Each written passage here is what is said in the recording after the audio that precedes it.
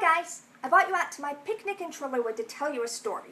It begins with Luke, who's only 6 years old the night his best friend Ari falls through a rip in the fabric of Cholula and lands on a parallel world, Earth.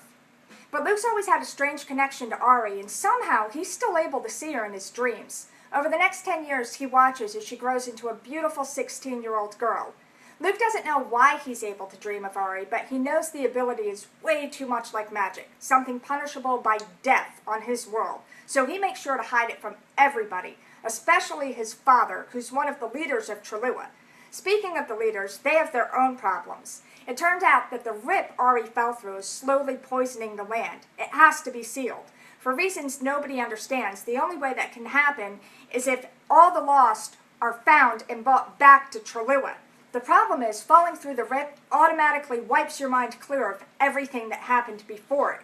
And if somebody tries to portal home without understanding what happened to them and knowing what they're doing, the trip will definitely drive them insane.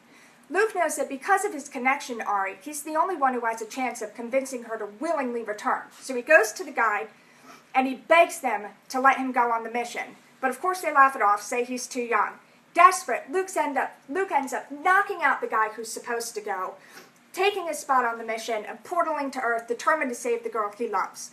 What he never considers is that Ari will already have a boyfriend, and worse, a baby brother and sister that she would do anything for. As Luke struggles to gain her trust, the leaders are still watching him, and they're watching closely. They begin to suspect that there's something magical about Luke and Ari's connection. By the time Luke wins her over, it may turn out it's too late to save either of them. Digger the doggy from my book wants to say goodbye to everyone. Bye, guys!